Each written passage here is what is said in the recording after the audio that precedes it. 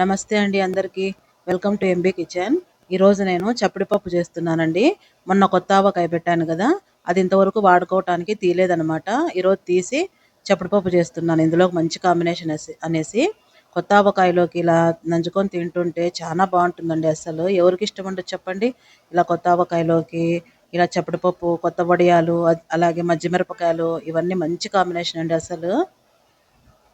ఆ ఆవకాయలో ఆయిలే చాలా మంచి స్మెల్ వస్తుందండి అసలు కలుపుతూ ఉంటేనే. ఇందులోకి ఇంకా మజ్జి మిరపకాయలు చెప్పాల్సిన పని లేదు, అంత బాగుంటుంది.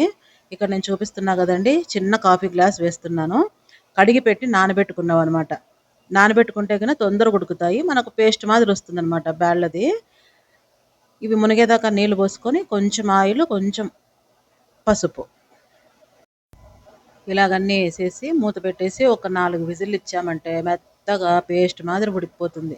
ఇంకా మళ్ళీ మనం రామాల్సిన పని లేదు. ఇలాగా ఒకవేళ కొంచెం నీళ్ళగా అనిపించింది అనుకోండి, ఒక హైవేలో పెట్టేసి ఒక 2 మినిట్స్ పెట్టేశారంటే చిక్కబడుతుంది. మనకి ఇంత మాత్రం చాలు, ఎందుకంటే చల్లారే కొద్దీ పప్పు గట్టిపడుతుంది. ఎందుకంటే ఆకుకూరలు ఇవన్నీ ఏం వేయలేదు కదా, ఒట్టి పప్పే కాబట్టి గట్టిగా అయిపోతుంది ఉండే కొద్దీ.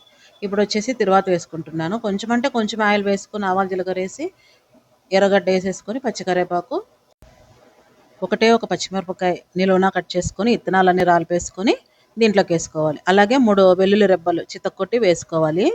ఇలా ఎర్రగడ్డ ఎందుకు వేస్తున్నానంటే, ఒట్టిపప్పు తినలేం కదండి, తినేటప్పుడు ఎర్రగడ్డ అర్ధం మగ్గిచ్చి తింటాం కదా, బాగుంటుంది అనమాట తినేటప్పుడు కరుం కురుమని.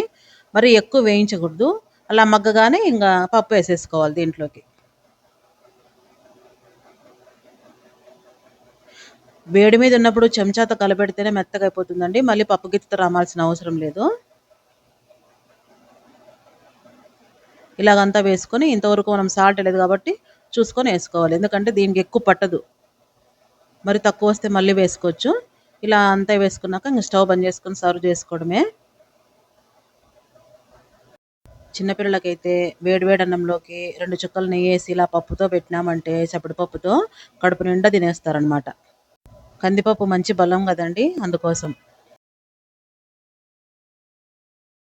మీలో ఎంతమందికి ఇలా చప్పడి పప్పు ఇష్టమో చెప్పండి.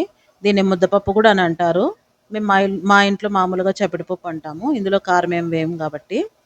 నేను ఇక్కడ వచ్చేసి వేడి వేడి అన్నంలోకి 2 చుక్కలు నెయ్యి వేసుకొని, పప్పు వేసుకొని, కొత్త ఆవకాయ కలుపుకుంటూ ఆ మజ్జి మిరపకాయలు నంజుకొని తింటే ఎంత బాగుందండి అస్సలు. మరి మీకు ఈ రెసిపీ నచ్చినట్లయితే సబ్స్క్రైబ్ చేయండి, లైక్ చేయండి, ఫ్రెండ్స్కి రిలేటివ్స్కి షేర్ చేయండి, అలాగే కామెంట్ చేయండి. మరిన్ని మంచి రెసిపీస్తో వస్తుంటాను. Thanks for watching.